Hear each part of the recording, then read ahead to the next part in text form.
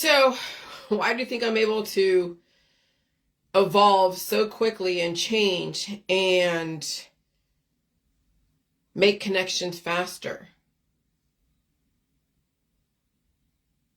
And I know those of you who have been following me for the last 7 years seen a little bit improvement in my writing, a little bit improvement in my speaking, a little bit improvement in my organizational thought process or organized thought process. I know you've seen some kind of improvement. I'm not losing collagen either. I'm not losing vast amounts of weight. I'm not ballooning up so big that I'm not recognizable, because the last 3 years, people have been ballooning up so aggressively that the cumulative effect since 2020 would be some pretty significant obesity, especially me as a blood type O. But I'm not underweight and emaciated, losing collagen and fat and adipose tissue, and I'm not so morbidly obese that I'm going to pop. And the reason why is because this environment has been so amped up and amphetamized, when you think about it, that it's causing the connections that I have to be accelerated. I release demons that quickly, go through the memory process of data dumping that quickly. I'm also awake a lot more, especially during this vast climate change that we're experiencing right now, even more so than last week and the week before. I don't even say it's more so, it's just it's changed. It's changing. It was really hot, then it became really cold. It's going to be really hot again. It might even be in the 70s in the next couple days.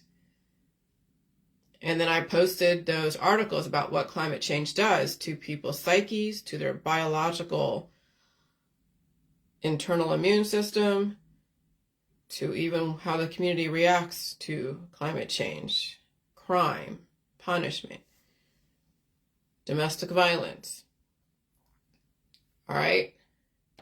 And then it's all about conditioning.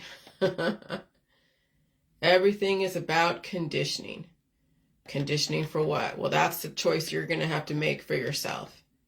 Which is why the system does not want anyone getting in the way or interject.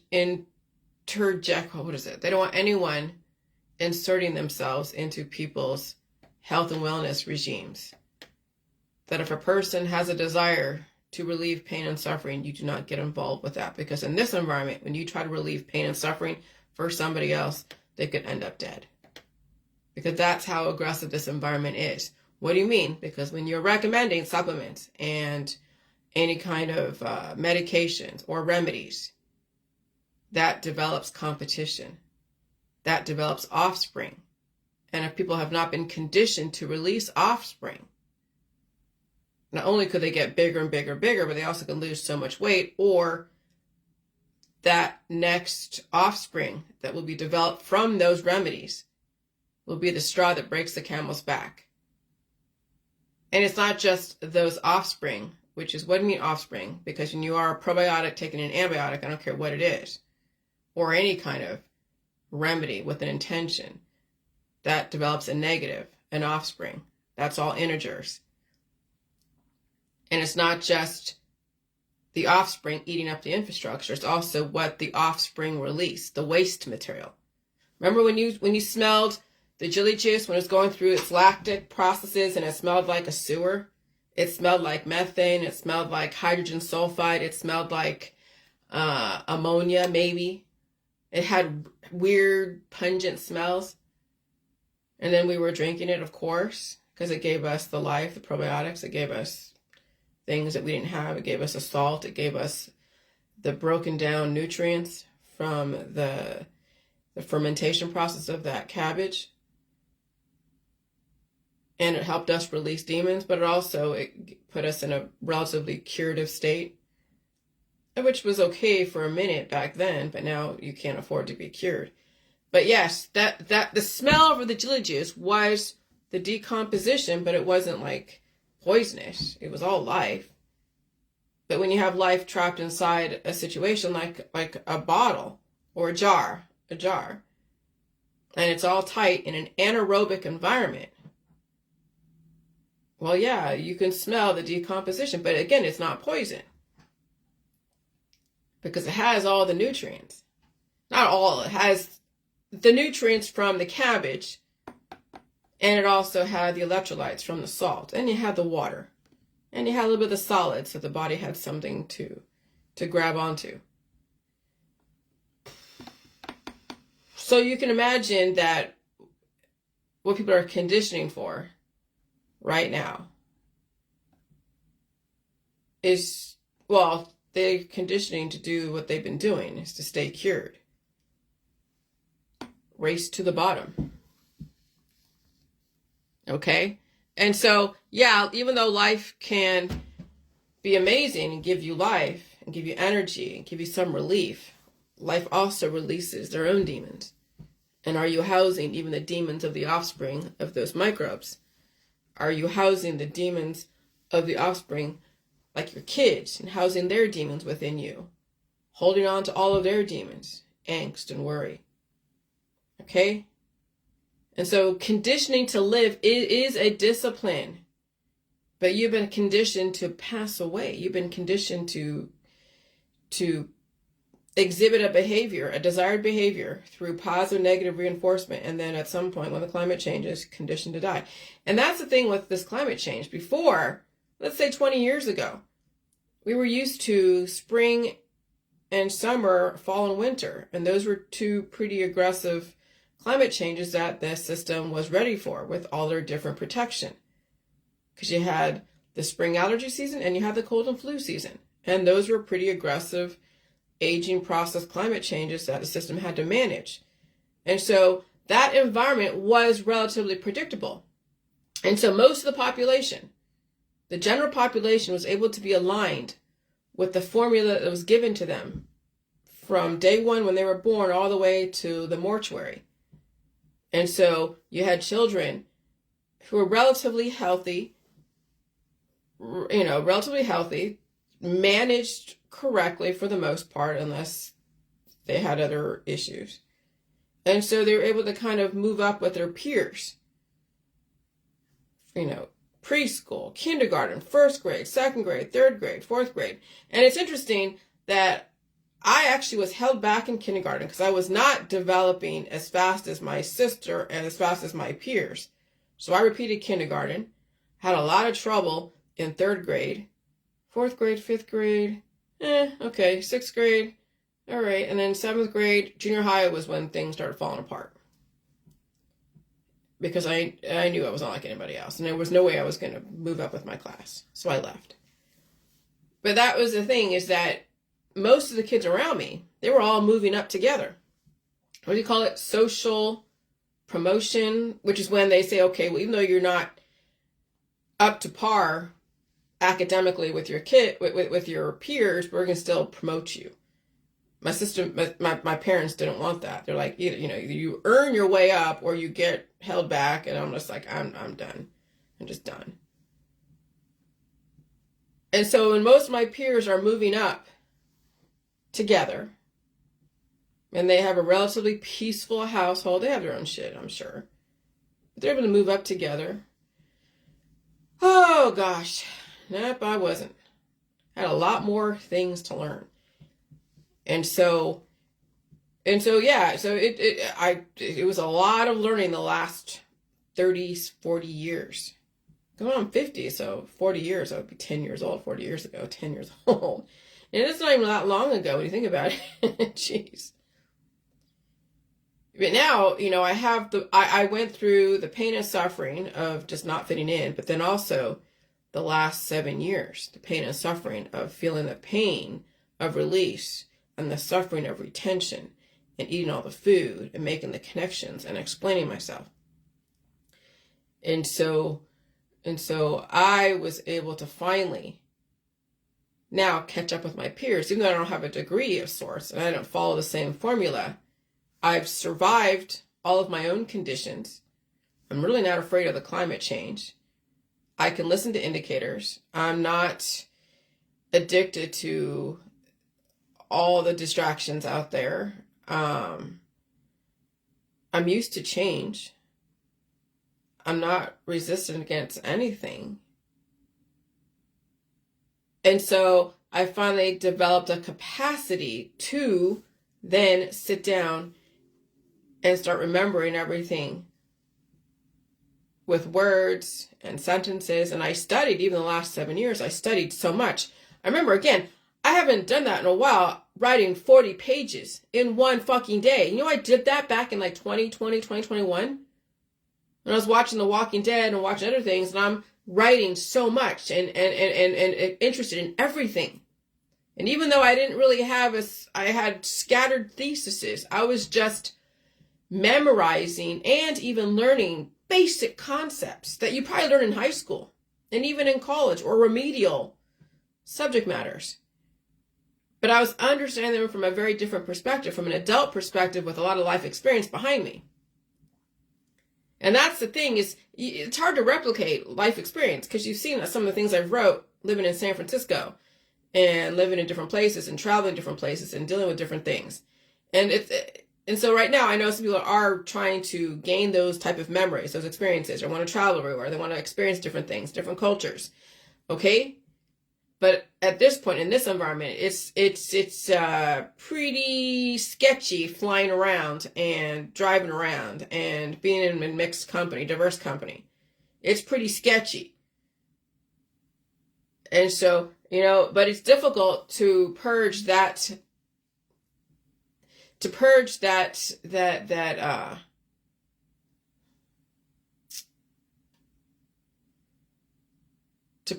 behavior. Because I remember even a couple of years ago, before the Jeju's, more than a couple of years ago, you know, my husband's, you know, I don't know Ohio very well at all. And there's even places I haven't been to that I would love to go. But at this point, I don't need to go. My husband's so used to this area and so used to everything. And he's used to his routine. And I'm like, every weekend, we got to go do something like we did when I was a kid, every weekend. And traveling to me was everything. Absolutely. I went from place to place, traveled here, traveled there, got so many experiences in, and did this and did that, blah, blah, blah.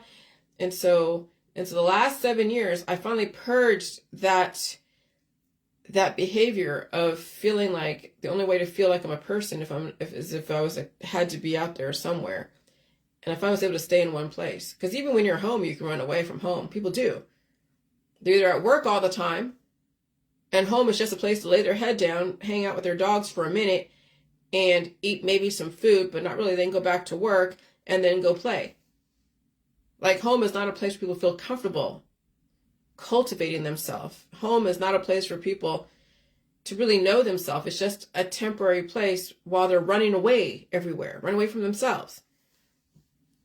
So finally I purged that whole thing of running away, even when I was at home and married, running away to some other town to go experience another town, to go experience another museum, another this, another that. And I'm like, oh, and then when I look back I look at what's out there and I'm like, God, you know, I see so much redundancy. There is no desire. I lost the desire to be out there so much. And my husband still has that desire. That's why he's out almost every weekend, either working with his boat, with his buddies, and that's great.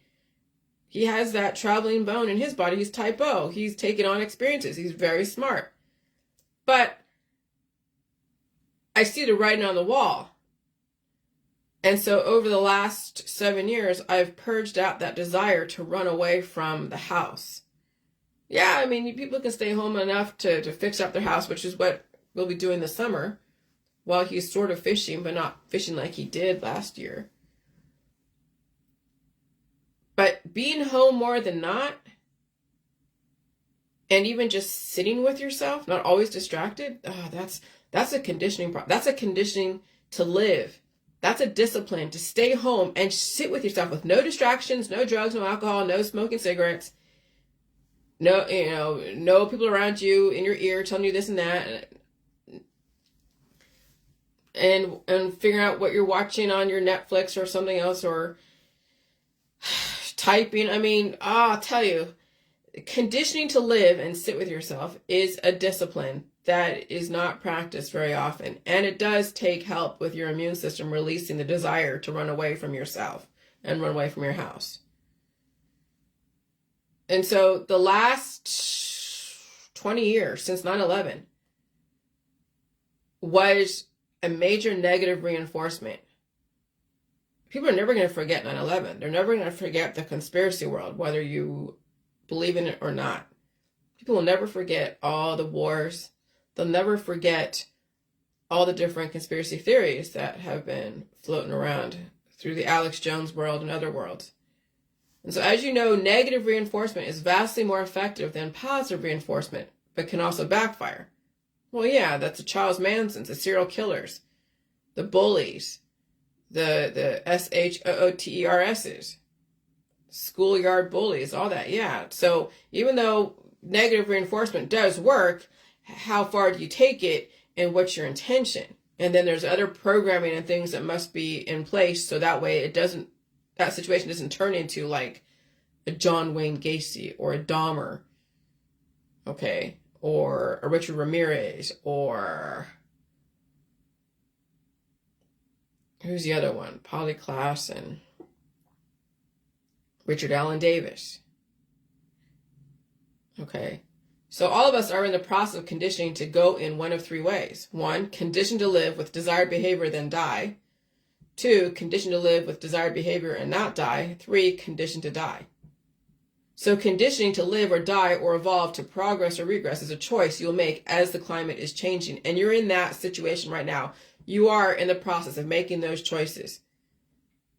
No one is coming into your house, forcing you to take or not take anything. No one is withholding food from you. No one is taking your children away from you unless you are convicted of a crime. So you are choosing to condition to live or die or resist and die. The system is allowing you to choose your own adventure. So choose wisely. All right, let me just go down. I'm just going to go down the timeline here. Give me 1 second.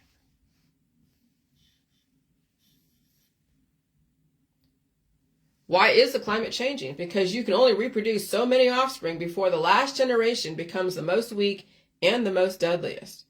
And since people refuse to take any advice from the government or listen to science, the system has to force change on people or they will reproduce humanity out of existence. And that's called Universe 25. Like I said, big families are like Universe 25. They'll exhibit all the different behaviors and characteristics of those mice every single time they reenacted that experiment. And then it was all out extinction.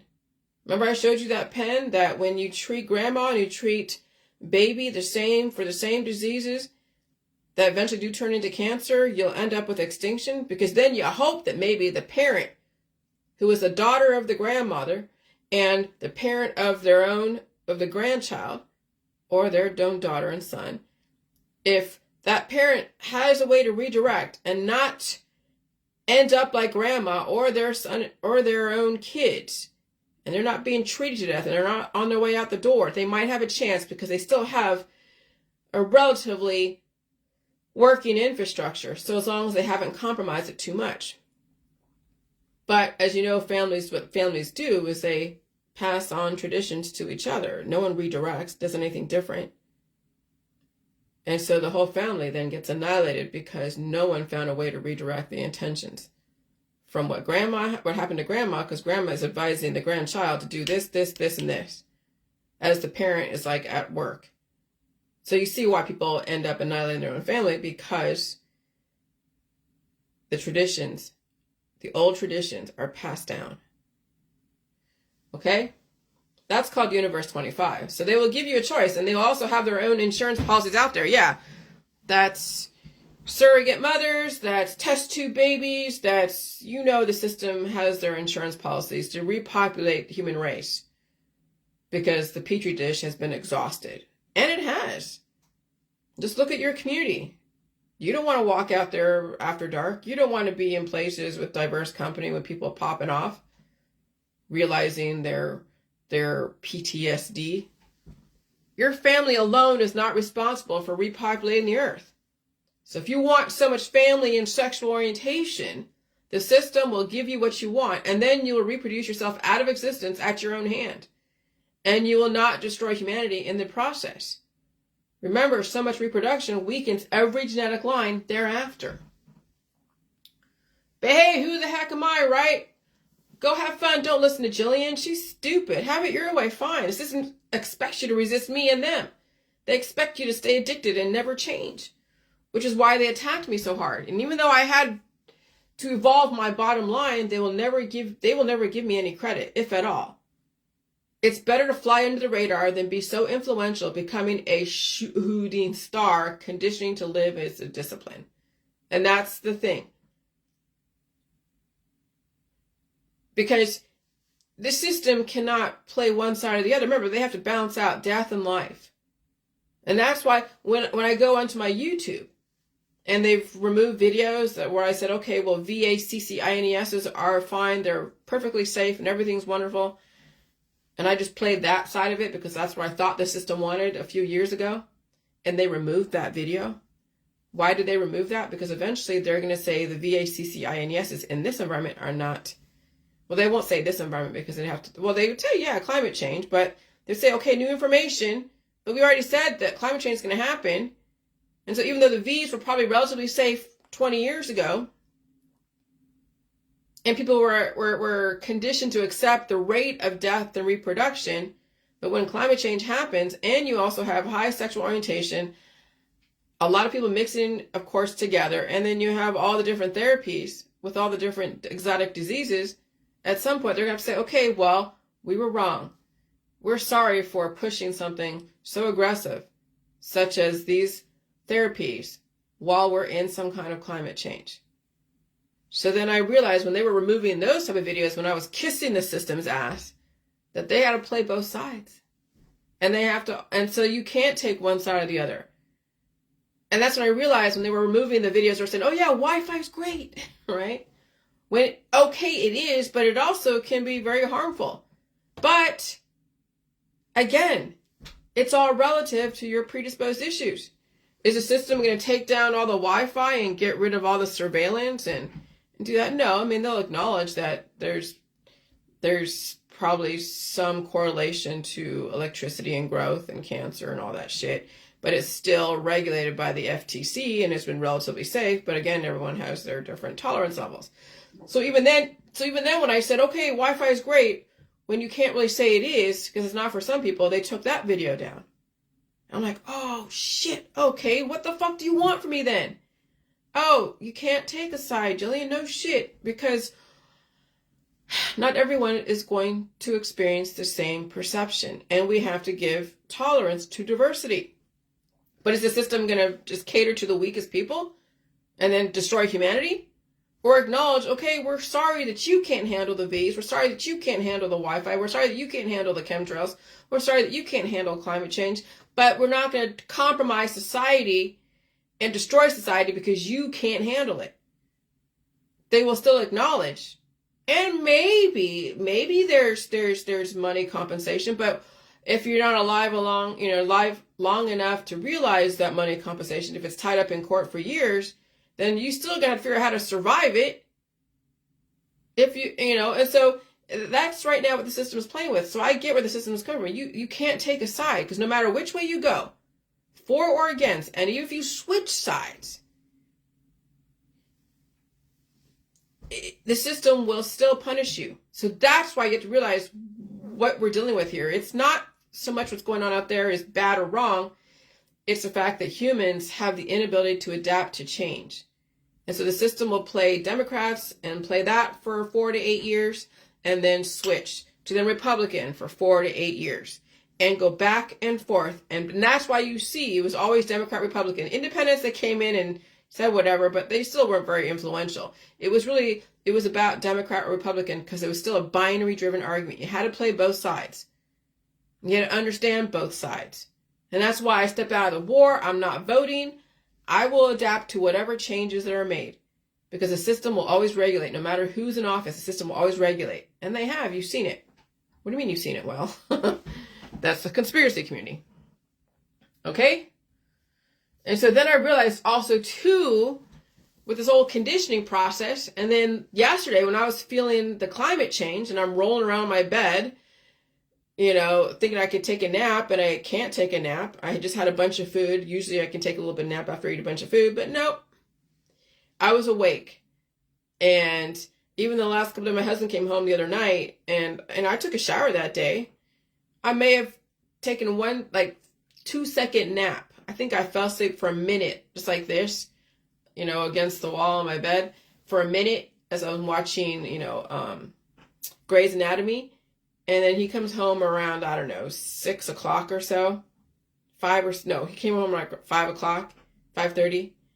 And I hug him. He's like, ooh, you smell sour. You smell my head. Well, yeah, I release a lot of microbes and stuff and death fluids, right? Decomposition fluids from my head, from under my boobs. Even my arm right now is a little bit sore. Like I could barely, when I was trying to scratch my back because I had a hive on my back, I could barely move my arm because it was going through the lymphatic type of mechanism of release and pushing things through. But yeah, I mean, my boobs was sweating and moist. My armpits, my arm was a little bit sore. My right arm was a little bit sore. Not so much the back of my legs. I felt the back of my neck a little bit, but nothing horrible. I mean, so I know that there is life going on in the body, which means there's also death, decomposition. And that's why then when you're smelling the fluids come out of your body, yeah, that's what people are watching. That's what's draining out of people's bodies when they're in the morgue. That's what the embalmers are suctioning out, is all the death fluids. And that's why dead bodies smell, because it's decomposition. And so then you're like, oh, the race of the porta potties. What the hell is that, Jillian? Well, that's the thing. Whether it's the aging process or obesity, or when you're walking into a crowd of people in a highly elevated, amphetamized environment, accelerated, and there is so much of the offspring because of diverse company. It's the decomposition fluids that are building up, causing the bloatedness.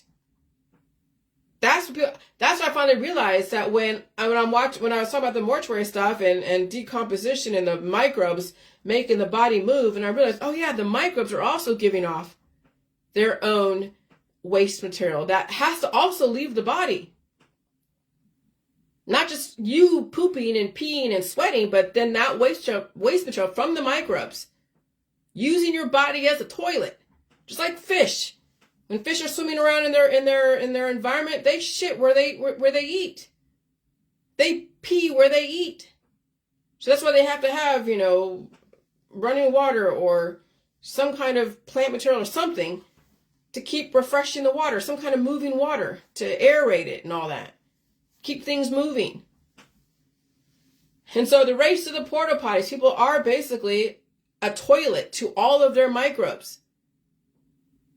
Oh, then I gotta starve myself. No, you can't starve yourself. You have to manage the waste that's in your body and release without forcing your blood vessels and things to open up when it's not conditioned to open up. It's all conditioning to release the waste material, because you are basically the porta potty to everything. The climate did shift yet again yesterday. I was up and energetic all day and even felt the pixelating energy coursing through my cells while the plastic bottles were squeaking from the pressure rising and falling. See, I have plastic bottles. I drink water every day, obviously. But I haven't heard those plastic bottles squeeze like someone's squeezing them, like a ghost is like going. I'll hold on.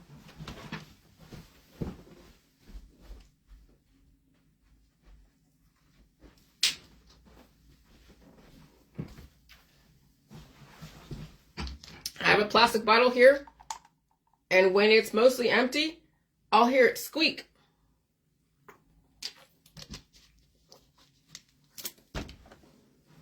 Well, it was bright yesterday, and I'm watching Grey's Anatomy, and I'm looking outside because I have the blinds open, and I just hear next to me on my little night table the squeaking of my bottles.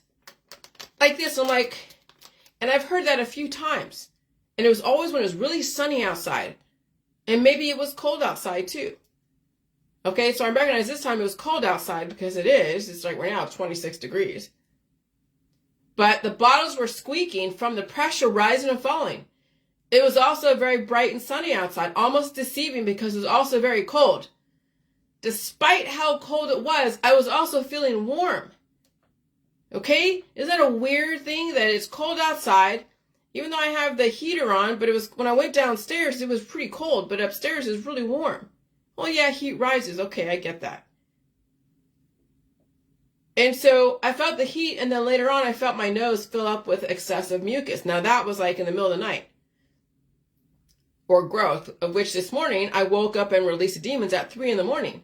by coughing, sneezing, blowing my nose, and leveraging my lower immune system to release the demons. Yes, absolutely. Every day now. And I called my husband because he had to be up really early, and he was awake, and I was just like, when I wake up, I'm ready to run around. There is no like waking up process. It's either I'm asleep or I'm awake. And that's pretty much it. And it's crazy how that works. But I love it because I usually start falling asleep between 7 and 9, but then again, things can happen. And so, what do you mean things can happen? Well, I wake up or I have to pee or something else, right? And so, climate change happens just like that with the snap of one's finger. My immune system is so conditioned for change. The feelings of heat and pixelating are my indicators, and then I also am prompted to release the excessive light before it turns into fast-moving turbo cancers. And then I also notice all my lymph nodes are moist, and I welcome the sweat. So why women get breast cancer? Because they've closed up the lymph nodes underneath their boobs. Maybe they put so much lotion. I don't know. I don't know exactly, but some people have conditioned their lymph nodes to stay closed. And as you can see, like someone like a Taylor Swift, she's 30, 40 years old, and she's able to manage the life and death in her body at relative equilibrium, but not so equilibrium that she's dead. But she's skinny enough where she's riding on the programming that she's been trained in. But that will only last so long, okay? But maybe her lymph nodes, because she's not allowed to sweat in public, and she does sweat. It's you can't even see it. But remember, people are not supposed to smell. They're not supposed to give off any kind of scent other than flowers or, patchouli oil or vanilla. Or they're wearing antiperspirant.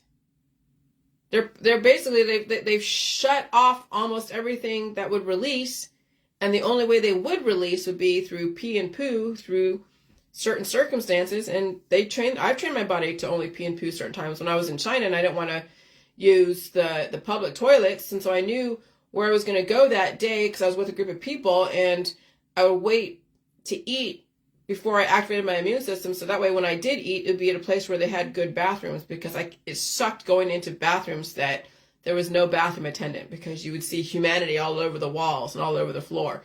And they had those pedal toilets where you squat. And I'm used to Western where you're sitting on a toilet. Okay? So at some point, that whole programming of controlling when your body releases and takes on, the body will get tired of being forced into that type of thing. I mean, it'll enjoy that process. People like when they see people programmed to that extent.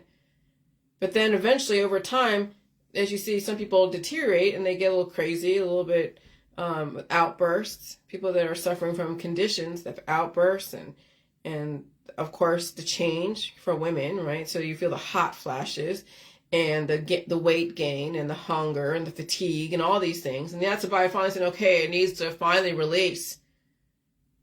It's done with the programming. The cells have finally exhausted the 50 times over, redoubling itself, and now it's time to move to a different immortal germline cell with its own processes, but you have to still release the old world, the decomposition, and take on the new world. Okay? I'm also more energetic, clear-headed, and love remembering the good times of the past when the memories appear on my newsfeed. In my opinion, this is the time to condition your body for the changes, because even if you desire intellectual capacity and freedom to feel relatively peaceful, your body must be conditioned for the new world. If not, well, you know what happens. Which is also why parents who can finally feel something, maybe it's time to pass that information on to your children so they can survive the next energy transfer. As you know, resistance is futile. Resistance causes breakage. Resistance also causes died suddenly. So remember, you were conditioned for the old world, coming at a deficit. You were allowed to have those deficits, and the system treated you, and it wasn't that fast moving as far as the fallout from all that treatment. But then you had a child, further weakening not only you, but also that child is coming at a deficit in a very different environment that is highly activated. And that's why I said we are in the imhotepinization of children, because the kids are getting that amphetamized atmosphere, causing them to mature faster, develop faster, grow up faster, and potentially even grasp onto concepts faster. But do they have the biophysical substance, a support system to sustain that? Okay, that's what I'm trying to get across to people, is that you are in a very different world that is so amphetamized that maybe you as an adult can handle it because you have the capability to grasp certain concepts and maybe the conditioning to handle pain and suffering. But these children are like Imhotep. They were matured faster at a younger age, which then caused them to grasp onto concepts much faster than their peers, right? So Imhotep was able to figure out, operations and alchemy and, of course, chemistry, same thing, and architecture and all the things that he was known for. But then he died at age 19. So remember, 20 years is what the system wants you to contribute. 20 years. That's why when you're in the military, you go in at a young age and you retire at 40. You go in at like 18 or 19 and you retire at 40. And so you do your 20 years and you go into retirement.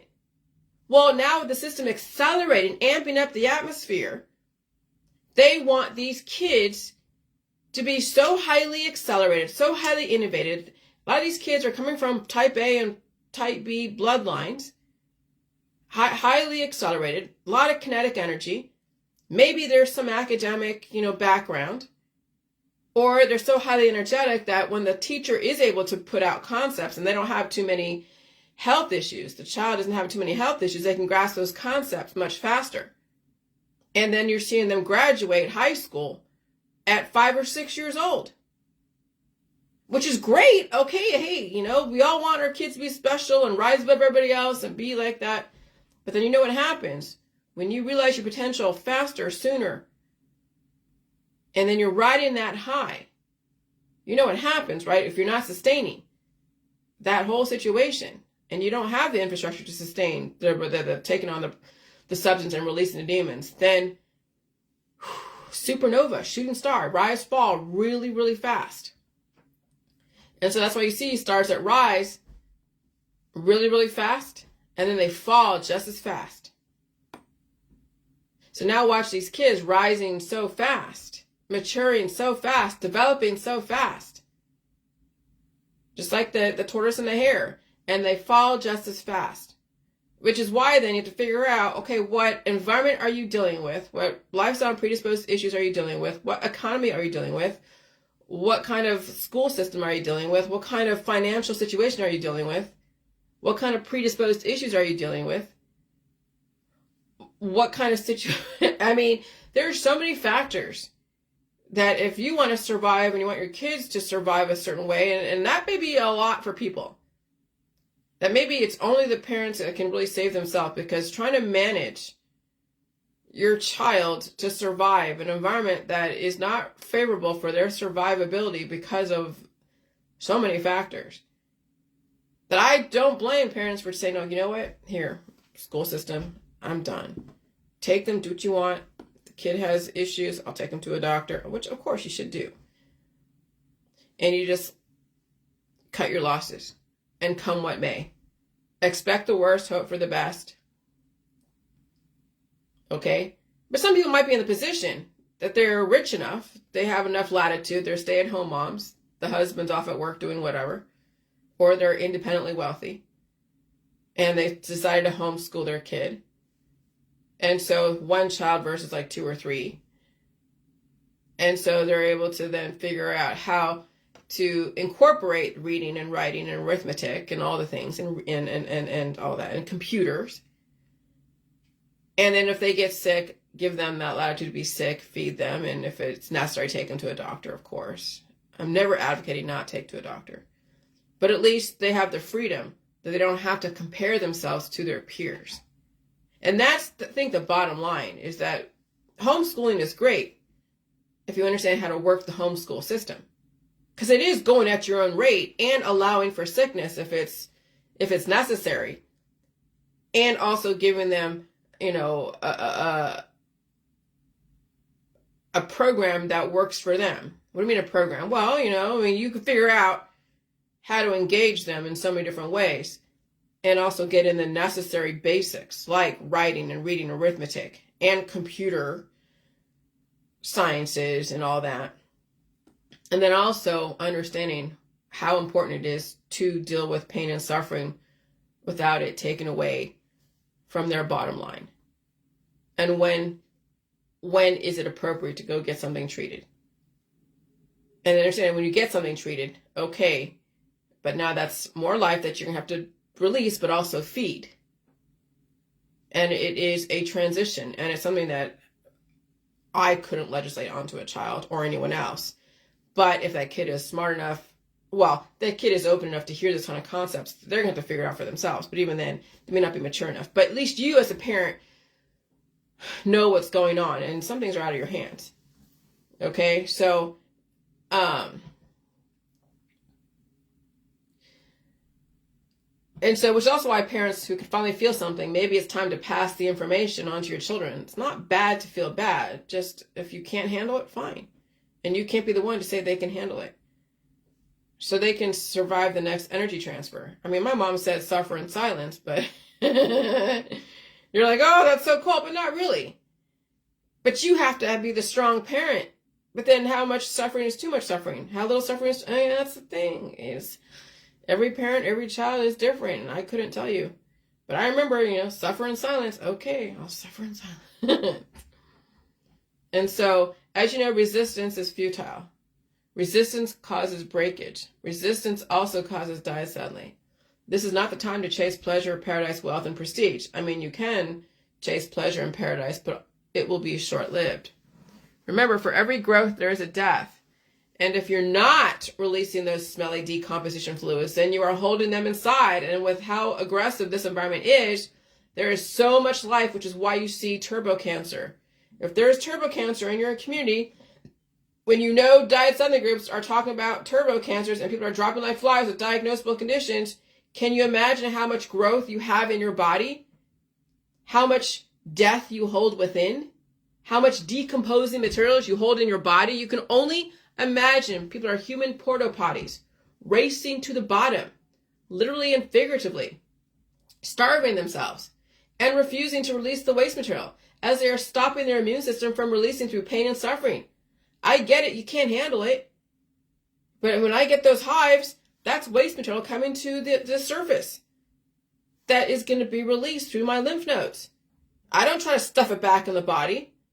No, I let my body release because it's manageable. If it's not manageable, I understand, But again, everyone has to determine what is manageable to them. It's not for me to legislate.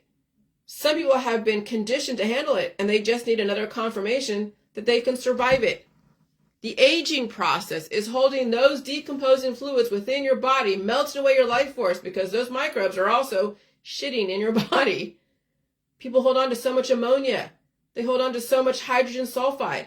They hold on to so much methane. That's why they call people the walking dead. They refuse to release their own demons. They're so corked up, it's crazy. Which is why people are falling apart. So much life in their body who are also releasing their own demons. And decomposing you. Because people refuse to feel pain and suffering and release and eat. Okay, so you imagine, remember, the micro to the macro, macro to the micro. When you have so much life in your body and you can feel it, and people around you are getting diagnosed with cancer, you have microbes. And when you are gaining so much weight or aging aggressively or losing so much weight, the death process is stuck in your body. Again, ammonia, hydrogen sulfide, methane. They're using those gases for oncology. DNA methylation, CH3 versus CH4. What is it? Carbon, hydrogen, and 3 atoms, 4 atoms? 1 atom, not one molecule, same thing, but 1 atom away from each other. When they're using DNA methylation, methane, for oncology like the BRCA gene, breast cancer. Can you imagine when you're holding on to so much of that methane? And I'm not saying do all these things that they do in the holistic when they're detoxin gene people. But when you're getting hives, that's the body releasing. That's the body pushing things through the lymphatic system. When I get hives around my boobs, it's the lymphatic system. When I get moisture coming out of my arms, it's the lymphatic system releasing the ammonia, the hydrogen sulfide, the methane. When I'm smelling sour in my head, my husband's like, oh my God. Yeah, that's the body releasing because there's so much life through this climate change. And that's what people are falling apart. So much life in their body who also are releasing their own demons, are decomposing you because people refuse to feel pain and suffering and release and eat. That's also why people balloon up. Those microbes have to eat and release as well, but you're not giving their waste material a way out. It's not only your shit because of what you ate, but also those colonies of microbes who are using your body as a porta potty. And even those who cannot even gain weight, they have so much life running them, eating up their infrastructure. Which is why people smell when there's so much life going on, because there's also so much death. That's why when the climate gets heated up, so much life. And people hold all that inside until they can't anymore. So remember, all of us came in at some kind of deficit. None of us have been conditioned for an aggressive new world. Even if you don't feel anything, it's still affecting you. And you will find out sooner or later, or your next of kin will. And I know many people are feeling it and are on a string of prescription drugs trying to resist evolution and change. And it sucks that people are suffering. Remember the last 3 years when I did have those groups and people are like, oh God, I feel stuff. Oh my God. And they're just giving so much praise, to the J juice. And I'm like, dude, you don't want to be stuck on the J juice because it's not going to work anymore at some point. You can only stay cured for so long. That monster will be on the move and you have to release it. And if you can't sit with it and you try to keep compounding it with more anti-VIR-ALSs, at some point you won't survive that energy conversion when that monster becomes so enormously aggressive that it destroys you. I tried to warn people to condition for pain the last 3 years and don't get used to being on the JJ. Because it is not going to be effective during climate change. As you have seen, my protocol of the recipe was never meant to be used as a cure, only a catalyst to wake up your immune system that you say is supposed to work for you if you let it. Right now, people are disabling their own immune system and then blame the government why they are feeling the way they feel. Since I have activated my immune system in the beginning of the J world, the last 3 years was a major conditioning of pain and suffering to release those demons. Other people's immune systems may not have been hit so hard or it transferred into some kind of diagnosable condition they're under treatment for. But as you know, it's not going to get any easier. If anything, the environment's going to get extremely aggressive and more violent. Climate change will be more aggressive this month and even next month. What will happen? When that happens, you will be faced with a choice. Will you resist evolution, or will you finally figure out you can't resist atmospheric changes, but maybe it's time to eat and rest and release and face everything? That was the condition the last 20 years, ever since 9/11. Okay, that was the beginning of consciously of climate change. And then you had the Rosa Koires and the Alex Jones and those who were anti-sustainability, Greta, whatever her name is, Thunberg. And so I had those pictures from AI of those porta potties in San Francisco. So interesting, San Francisco's used the backdrop. I didn't say San Francisco, but they gave me the San Francisco backdrop. And then also probably England, the English side of it. And maybe that was the other one's Belgium and New Orleans. Interesting. But yeah, the porta potties chasing rabbits. We have people who are so full of waste material because they refuse to release. They're under so many different prescription drugs and remedies. And of course, probably even starving. And they're like porta potties racing after the bunnies. And so I just had to post that because it was funny. Oh, man. And so evolution for progress or evolution for regress. Condition to live or condition to die. You are getting a choice at the 11th hour. And so when I see people posting the stuff about the particulates in the atmosphere, and yeah, I see all the different contrails, chemtrails, whatever, condensation, right? So someone said, you don't release heavy metal particulates into the air and surround the earth with microwave towers unless you want things to DIE or make humans stronger. Believe me, if they wanted you DEAD, you would be gone. Yeah, you could say this is a slow KILL, but I'm alive. I'm actually stronger, smarter, better for it. And I'm more aware of my environment. I'm more aware of the psychological operations that are going on out there. I'm more aware of people's intentions. I'm more aware of a lot of things that many people are not aware of because they are right now a racing porta potty chasing rabbits down the rabbit holes. And they're weak, and they're letting you know they're weak. Body, mind, and spirit conditioning can go one of two ways, life or death. This is the time to focus on strengthening your body, mind, and spirit. What doesn't kill you makes you stronger. Instead of focusing on how the environment changing is making you weaker, why don't you focus on strengthening your body to become stronger?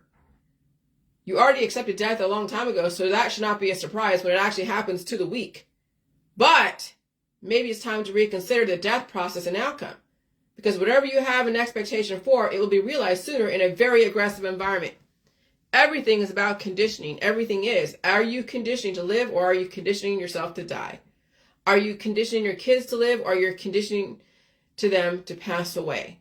Which is why you don't see the conspiracy community realize what their expectations and fears are right away. Remember, we've been warning everybody ever since, for me, it's since 2012. For others, since 2001. I got maybe a seed dropped to me in 2006, 2007, when my Chapman professor showed us loose change and the whole conspiracy, which I was in survival mode. I couldn't take on that information.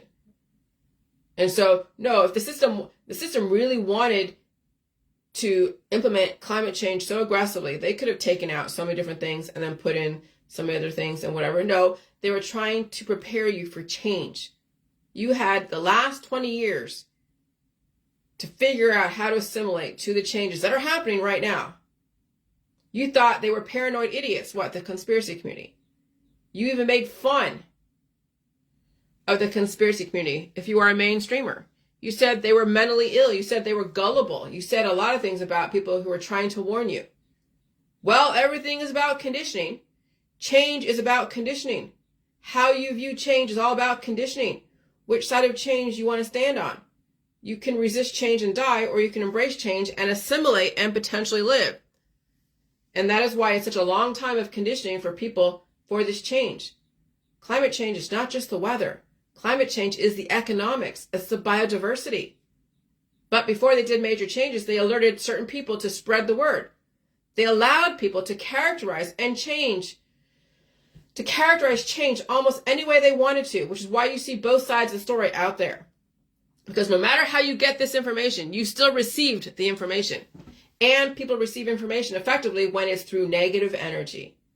Sometimes negative reinforcement is so much more effective than positive reinforcement, which is why you saw me just let loose on people a few years ago when they would trigger me. I would be so negative. I wouldn't be like, oh God, poor Johnny, Billy, Susie. Here, let me love bomb you. No, I was just like, bam, slap down, slap down, slap down. And people are like, oh, she's so negative. Well, you remembered it, didn't you? When I said, hey, please stop messaging me. Please stop doing this. And people are like, oh my God, you're so rude. Well, either you're going to stop messaging me or you're going to keep doing it and then I just block you anyways. But you'll remember it, won't you? Sometimes negative reinforcement is so much more effective than positive reinforcement because you never fucking forget. You get the choice now how you want to characterize and apply that information once it becomes relevant to you. Some people don't find the relevance until they make it relevant. And you always will still have a choice. Remember that you have so many storylines to work from as far as, April 8th and anything else. Okay? And so, watching California fall, whatever, and I have my own memories there. Women celebrating 113th birthday, credits not having children as a secret to her longevity. Absolutely, because children take away your substance. You have now developed a be-lessing, a lessing of you. And if you're already in deficit with high-risk pregnancy, that's so much more you have to overcome. You have to make up for now all the 3 kids or 4 kids you have. And that's a lot of conditioning to get back what you have parsed out in your children and all your family and friends. And so women celebrating 113th birthday, credits not having children as a secret to her longevity. Yeah, that's why the system is saying, hey, why should she go through that pregnancy? It might destroy her, even though it's not a high-risk pregnancy, of which those who are challenging, like a Ben Shapiro, but it's the fact that that pregnancy is taking something from her. But remember, we have been set up to fail. We've been highly sexualized ever since before the 1960s. And so when you highly sexualize men and women to be whatever sexual orientation, that is a monster that's hard to resist. And then, yeah, you got to expect some kind of pregnancy. But then it sucks that we have to then turn to then having to destroy things. That's the whole thing with pets and having children, is that it sucks to watch the decline. And when they are suffering, then you almost welcome having to put them out of their misery. And so killing becomes something that is not only commodified, but also life is commodified. And then people become desensitized to life and destroying life. And then everything is just expendable. Then life is not valuable. Okay? And so now the system says, okay, we want life to be valuable, but we can't legislate morals. If you want to have sex and family and sexual orientation and all that, fine, we'll give it to what you want, but it'll end up in Universe 25. All out extinction of your family, of you, of your children, of your animals. And the system will still have insurance policies. What is that? Well, they still have cloning and whatever, and they'll have test tube babies and surrogate mothers. And other parts of the country and the world will have the children in lesser aggressive situations. But some parts of the country are going through a major climate change. I mean, all countries are, but some have been conditioned for it. And they're going through their own stuff. I mean, when you figure out Northern Europe, they're so cold up there. And so it's getting a little bit hotter, but it's still relatively cold. So it's still relatively temperate. But you go places like, the U.S., or Africa, things can get hotter. I mean, if you live like way up in Canada and maybe up in Alaska, you'll still, they'll see the melting of the glaciers and melting of the snow and all that stuff, but it's all relative to where you come from. But those that live in Florida that can't handle the climate changes, because that's why they live in Florida, they'll be taken out first. Okay? And, Americans, when you can't handle the climate and you've been bred so much, you're weak, and you go to Florida, yeah, you'll expire faster versus someone that is stronger than you that lives in Northern Europe or in Africa. Okay? Which is why you're seeing now the rise of the influence of the Africans, because they're so strong. Not all of them. But a lot of the Africans out there are extremely strong, even African Americans, as well as Africans. And then also robust Northern Europeans that live on meat, milk, cheese, and eggs. And the people in the middle, in between, are trying to figure out, oh gosh. And that's why in Ohio, a lot of strong people here in Ohio. But now it's time to be intellectually capable and evolve and change. And I don't know if that's a capacity, if people have the capacity to do that, despite all of the access to Appalachian food, meat, milk, cheese, and eggs. Will they be able to change their lifestyle and belief systems? Well, that remains to be seen. And so this meme says aliens could be humans from the future who have traveled back in time using advanced technology. These time travelers may have gone back to ancient civilizations to study them or alter history to prevent a catastrophic event. The ancient texts and artifacts depicting gods and celestial beings could be a description of those time travelers. So then I said, absolutely, because life is not linear. Life can go backwards and forwards. So evolution is change, but are you progressing or regressing? You could be increasing in wisdom and then lose your shit. Right? You see like what happened? Well, Einstein, so much wisdom, he lost his shit later on in life. Steve Jobs had his own issues. I mean, he was a little erratic and a little bit eccentric, and that's customary for geniuses. But you could be increasing in wisdom and then lose your shit. So even though we have these aging gurus that have a lot of wisdom, will their body be able to sustain that wisdom? And then as you reach to a certain tipping point, will that wisdom then turn into something that will be opposite of what their intention is, because they're working through now a decaying body, a decomposing body? And that's why I say it's the Walking Dead, right? Old sages. All right, so you can't increase wisdom unless you lose your shit. And that's when releasing the demons, taking on substance. I hope you have something in reserve while you're losing your shit. And so the whole Jilly world watched me the last 3 years lose my shit over so many things. You watched me the last 7 years lose my shit over so many things, and gaining substance and wisdom and intellectual capacity and tolerance.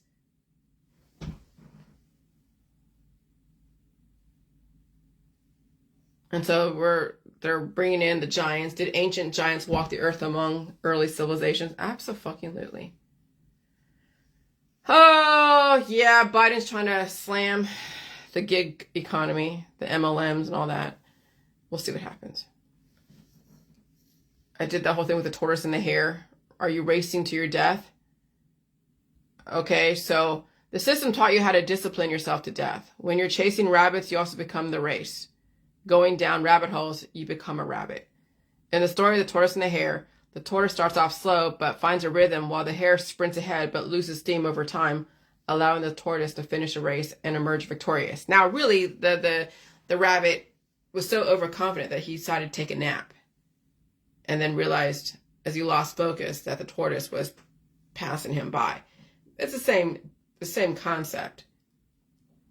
Remember, you started off at a deficit. This is a marathon, not a sprint. The story of the tortoise and the hare teaches us that slow and steady wins the race, which is why I changed my life so I'm not competing against people. Because once you start racing your friends and family to be the best, to get the best, to acquire the most, you will lose steam and you will lose the life force.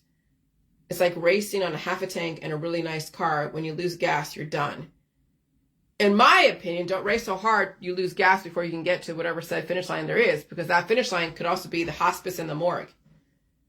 Because then you're racing to your death. And people are. It's race to the bottom. Nobody cares what kind of toys you have. Well, people think they do. Nobody cares how many trips you've been on. Well, they think you do. Only you care, but at what expense and at what cost. What's the point of having all those experiences when you're only going to die someday anyways, like you say? But the irony is those who choose to die must get on all the experiences before they die. Then it becomes a self-fulfilling prophecy. Of course, I can't do anything about it. I can only report on it. But you're not influential. Now you're not influential anymore. And so then your Facebook account will go, the bottom of the feed, and your toys sit in the junkyard because they'll be obsolete by the time you're dead. You see how messed up humanity is? They have it all backwards. This might be the last year before people really realize what the system has planned for everyone. Slow and steady wins the race. Forcing yourself to slow down does take discipline. We have misplaced discipline called denial of life and food, called food mitigation protocols, corking up emotions and feelings by saying there's so much to say, but it's best not to say it. So your disciplines are causing you cancer and disease. The system taught you how to discipline yourself to death. And that's what you're seeing already, is people disciplining themselves to death. They don't say anything. They can't say anything. They're muzzled up, corked up, and they can't eat food. They're afraid of the water. They're afraid of the air. How they're fucking going to survive? And so the eclipse, they're warning you. Oh, I didn't even know that speed reading tests are actually out there. I was reading somebody's Facebook because their kid was going through a speed reading test and could never, I guess, reach a certain level that the system wants. And so she would continuously get C's, which is average, okay. And I'm like, speed reading tests. I remember doing typing tests and all that, but I never had to do a speed reading test. But yeah, they're actual speed reading tests. And then also testing your comprehension level. So you can speed read and not comprehend a damn thing. You're just rattling off words. But then it's how are you engaged? Can you remember what you've read at the rate that you're reading? That's something that all of us, even in the J world, at 50 or 40 or 30 years old, can go and do and practice and condition our brain to take in information as quickly as possible. That's a great exercise in the J world to test yourself speed reading. Like, seriously. That's amazing. Okay? Double your reading speed. So I did 278 words per minute. I didn't do the comprehension test. But then you don't have to compete against anyone. See, here you go. 278 words per minute. That's words per minute I can read. That's my first try. I'm just an average adult. I'm sure I can do the comprehension, but I chose not to because I want to see the read words per minute. You might be a great speed reader, but fail to develop the comprehension. In other words, do you know what you read? So we used to do typing tests. And so anyways, this type of thing is great to have so you can compete against yourself. I think everyone should read the dictionary first. Learn all the words in the dictionary. Then when you read, you will recognize from memory the words you have read. And you don't have to compete against anyone, just yourself. And remember to eat and sleep because your brain needs the fuel. Remember, every time you treat disease, it doesn't give you more intelligence. It takes it away, especially in this environment. It causes more competition because you have developed competition in your body, taking away your ability to focus over time. And in an amped up environment, you won't get the chance to realize that temporary state of execution or relief, because the magic is in the painful release process. And so when I was sick, of course I wasn't reading anything, but I did so much studying, exposing myself to the basics that I didn't learn when I was in high school. But I'm studying protons and neutrons and positrons and electrons and the whole positive negative and the universe. And then, all the orders of operation and then all the things that helped me remember what was in the environment that I can't remember now because I haven't studied it in a while. So when I was sick, I released the demons of angst and all that shit. And then I remembered all the basics. Not all of them. If I went back and looked to see what I wrote about the environment, oh gosh. Electrons, photons, electrons. Oh gosh, I wish I remember all that. But what the universe is made up of. What space is made up of. Okay? Then it's like, oh my gosh. You can start putting things together when you need to remember stuff. And so in the future, if not now, inciting panic, riots, or mass intentional political starvation and aggressive crowd action will have consequences. And so we're hearing stuff about New York and all that, and people are who knows what's going to happen. But when April 8th comes around, well, that's going to be a lot of people, a lot of chaos. And who knows who is organizing events to make sure there's so much diverse people coming into different places to view the eclipse. And so, with the thing with the Trump stuff, even though he may not go to jail because he's saying that he's immune as a president to certain things, of course, it's the loans that he took out and then him being barred to do business. But then they want him to pay the interest. So it's $100-something thousand a day of interest because you can only bring up 100 million, conjure up 100 million for that judgment. And he has 200 million more to make up for or actually 300 million more because it's 450. So every day is 100 and something $1,000. He's able to take a loan for that, allegedly. I don't know. But he's getting convicted for the loans that he took out under fraudulent circumstances. And so there's going to be a lot of shit going on in New York. Immigrants being released, people taking people's jobs because they're walking off the job or refusing to deliver. You know what happened to Canada, the Canadians, when the truckers were trying to block certain things. Was it Trudeau? Started targeting their bank accounts and freezing their bank accounts so they couldn't buy anything. Just be careful. Be careful. And so I never started walking as a child. I ran as a child. I don't know if that's good or bad, but then everything I did was ricochet, rabbit, supernova all the time. My mother would tell me stories of what I did as a child. If I didn't speak, I would point. Finally, to make me speak, she would not feed me until I actually asked or said a word around the food.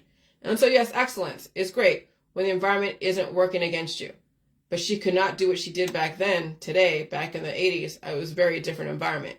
Right now, the environment is like the amphetamines. This is the time to slow things down so you don't supernova. Why do you think I was able to cover so much around the last 7 years? The environment is amped up. Why do you think I realized so many of my demons the last 3 years? The environment is that amped up. And I also did the work of studying so much. Released the demons, and I ate all the food in the food supply. I never starved. Okay? And so this is my advice to the parents out there. People are like, well, you don't have any kids, Jillian. Why should they listen to you? Because I can, as the outside looking in, I can observe. And I can see. Well, but if you're not in my shoes, how would you know? Because, well, I used to be a nanny, for one. I have to take care of myself. I had to take care of my dog. I had to take care of my husband. And I also was around other people's kids. And I know what they have to go through daily. It's the daily shit. You get up, you have your own stresses to deal with. You have your own expectations to meet. You have family and friends influencing you to do A, B, C, D, or E. And you have to keep up with the Joneses, buy everything. And, you know, and these kids are trying to keep up with their peers, go on play dates, find something to do to entertain themselves when they come home, or do their homework, or on the weekends. What do? Go to arcades, play their video games? Is anybody reading? Is anybody doing any, math equations? That's the thing. So pitfalls when you're training your kids to be academically excellent or physically excellent, we're not in the same world. The sooner anyone realizes their potential as a young person, the harder it is to get off the ride. Okay? And so that's the thing. People are coming from different strengths and weaknesses. If you're a type O and you're more of the physical person, you're training to be a sports star, well then you're not going to really exercise your brain too much. I mean, it's great when these sports stars that are trained so much then get scholarships to go to college. So they get scholarships to go to college, and they train for that team to make that college be a winner in all the different football games. And then they get extra help in their studies when they study for a test. And so really they weren't going to college to really get their brain exercised. They were going there to win games and to bring money and fame and fortune to that college. Okay? So in this environment, the environment's going to work against the body physically and also work against the body intellectually. And you're going to figure out what strength that child is in. Are they intellectually stronger, or are they, physically stronger, and which one are they going to tap into? And then, oh, wow, is it prudent to encourage so aggressively someone to just dive right in when they may or may not have the ability to sustain what they're going into, whether it's intellectually or whether it's physically? Which is why I'm saying, well, I don't know if you want to put your kids in the sports industry, but even then, intellectually, making your kids work so hard intellectually because they have the capacity to, but do they have the body to physically handle the intellectual day in and day out? Do they have what it takes?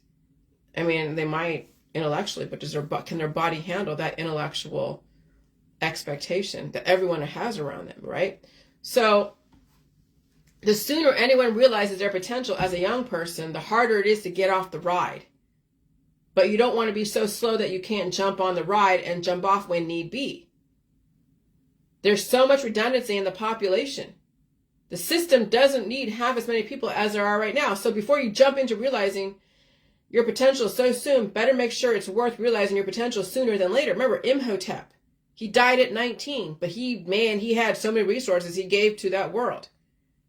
But do you think your kids are going to, I mean, we already have the math and English. I mean, if they're going to invent turning a calculator into water and food, then hey, great. But if they just have a capacity for something, okay, great. How far are you going to take that? How hard are you going to push them? And you see these parents are pushing their kids so fucking hard. And so before major aggressive climate change, the environment was slow enough before that your biological development and your intellectual development were relatively aligned with the environment and the population.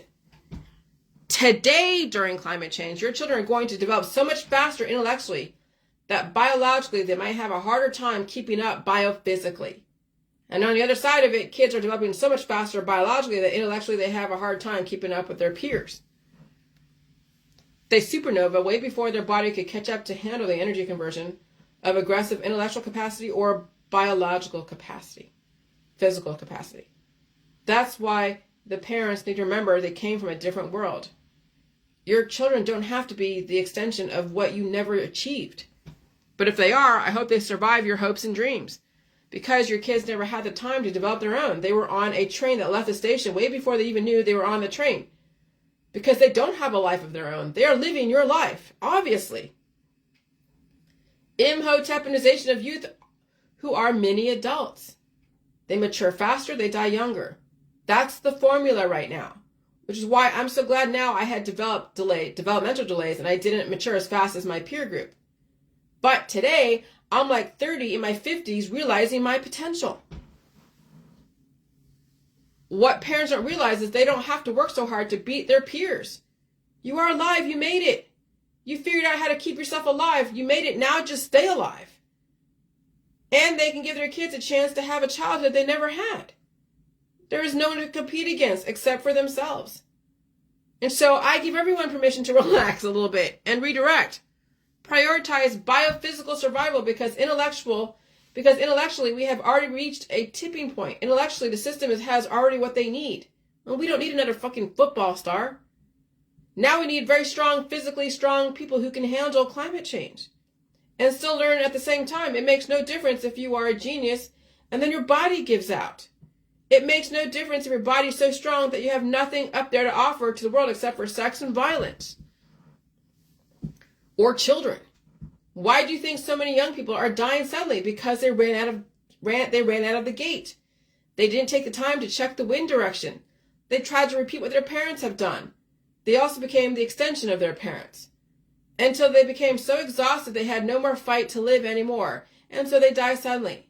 They were racing against people they had no business racing against. They were comparing themselves to people they had no business comparing themselves to. Slow the fuck down if you want to save yourself during climate change. Okay, but I guess if marriage and academics are off the table, you can always sell your farts. So there's always that.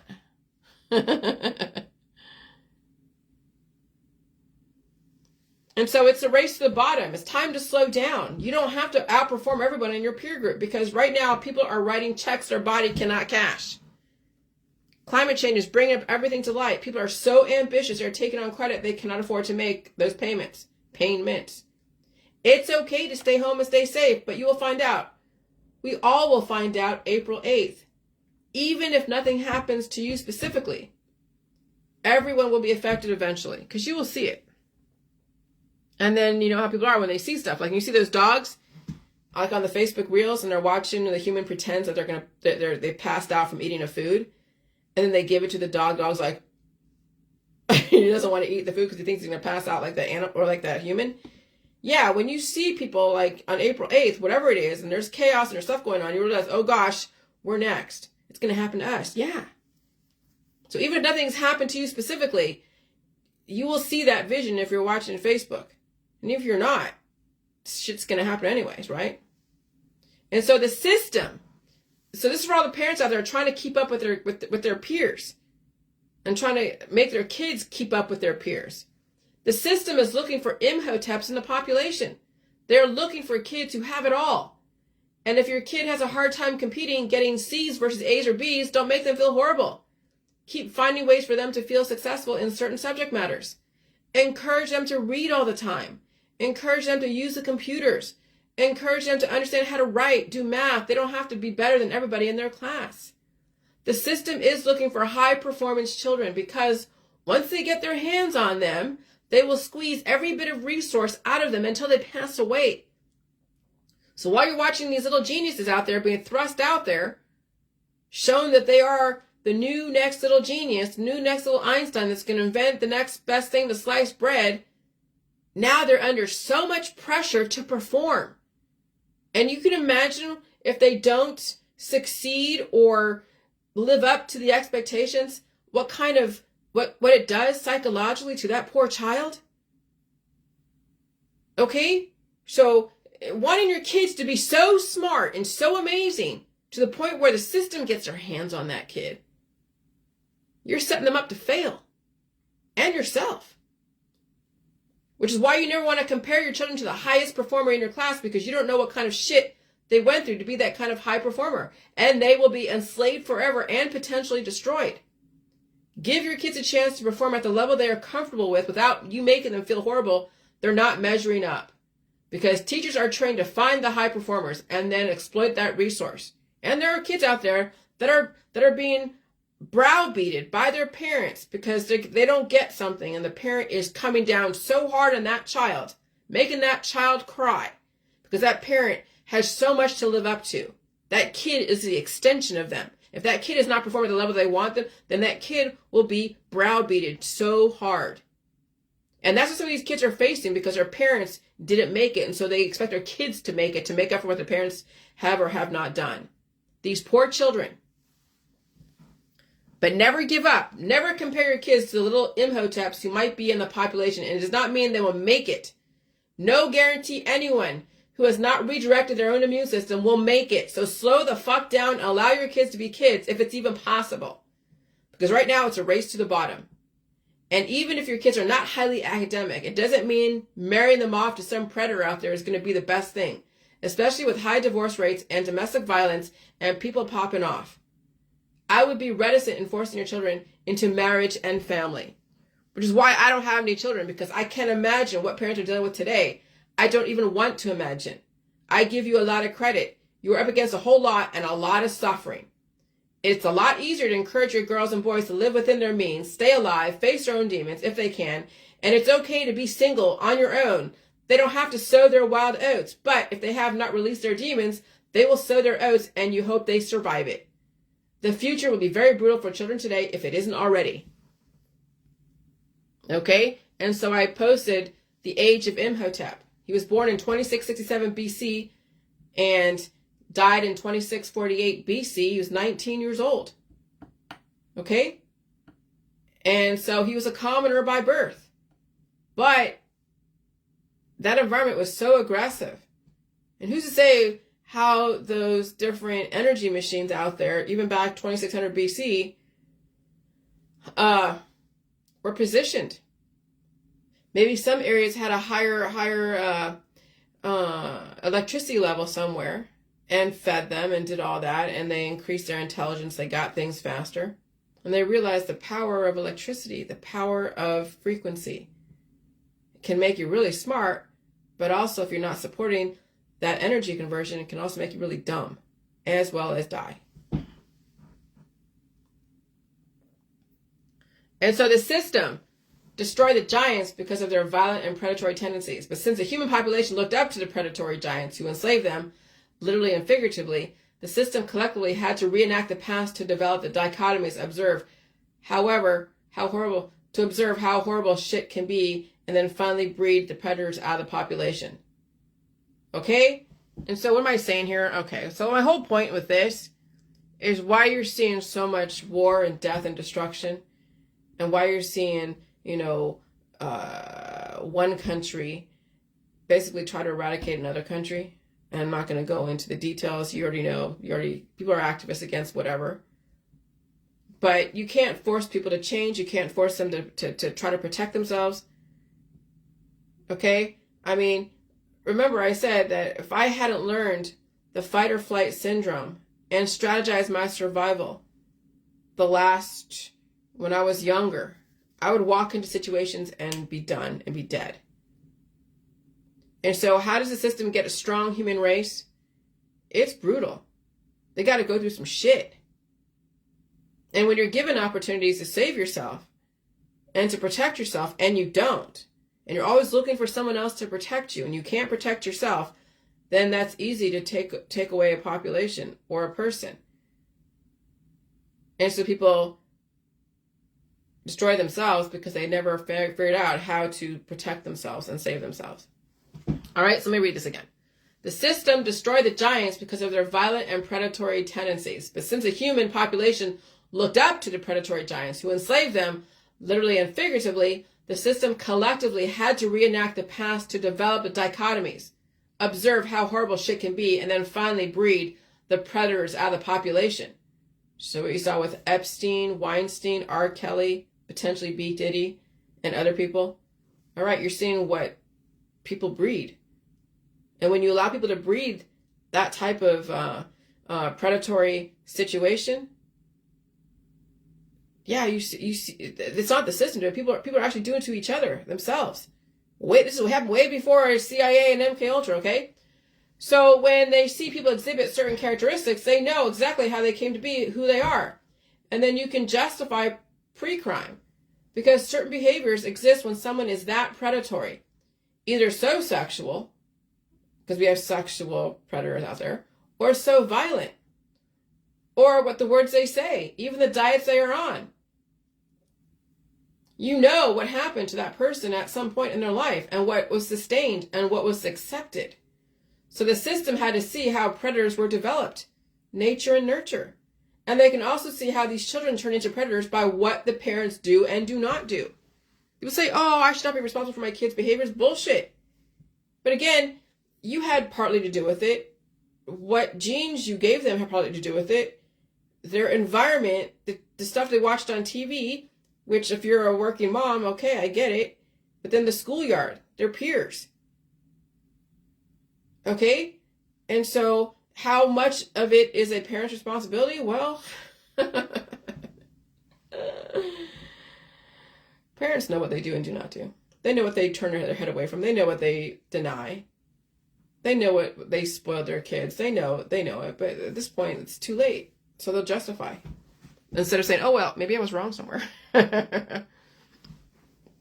Just because the system was predatory in one way does not mean you have the right to be predatory right back.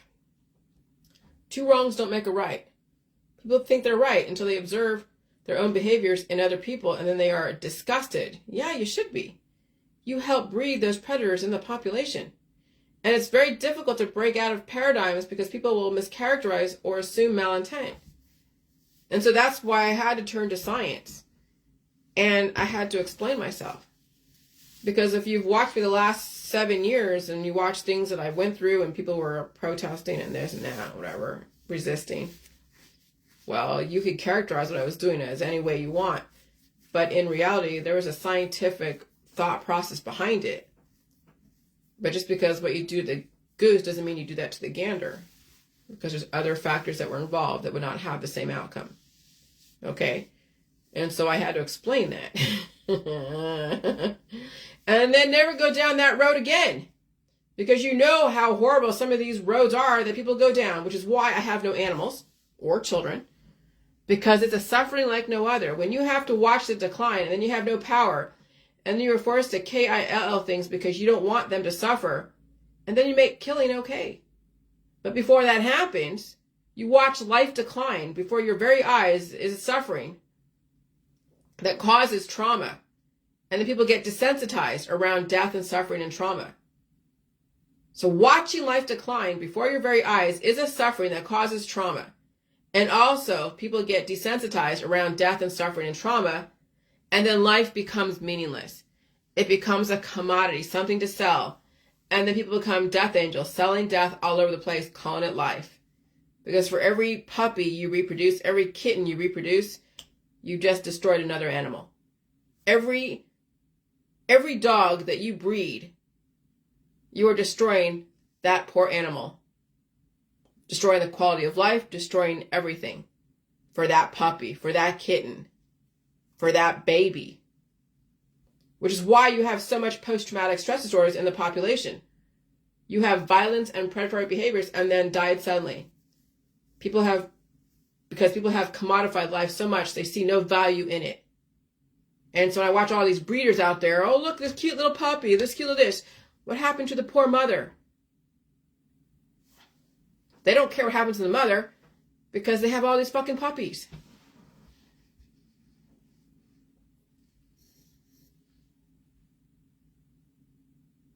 And so you are watching, you're witnessing the imhotepinization of the children in our society. The school system will be so competitive with extremely fast-moving children who may or may not be able to read and comprehend so fast because the system knows they have an extremely short amount of time to pull resources out from the population. This is when you stop comparing your children to the smartest kid in your class because your children are not competing on a level playing field. Blood type O's might be smart, but the blood type AB people have the antigen programming, causing so much aggressive kinetic energy. They're like little geniuses for a short amount of time until they supernova. But again, the system knows it is a race against time to pull resources from the population, and so children are forced to compete with each other. Please do not think because your kid is not reading so fast like others means they aren't smart. Of course they are. But many biophysical factors cause people to read and comprehend at different rates, and one should not force a child to compete like that. If you do, you are torturing them, which is why many homeschool. But even then, there is no guarantee homeschooling could give the kids an edge. So many factors to consider, which is why I have no kids. Because I'm not watching that suffering, especially in this environment. All right? So that's all I have to say today. But now you see about Imhotep and the environment and children and adults, and then people holding decomposition fluids within, causing aggressive aging. And you could say almost life, but yeah, when you have so much life, you also have decomposition. For every life, there's a death. And you have to release demons, take on substance, and manage the fluctuations, and also rest and relax and not try to push the envelope. Or else you'll race to the bottom.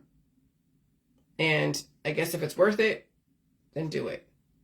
If you think you have the capacity to release the decomposition from your body, more power to you. If you don't think, then go see a doctor. All right, bye.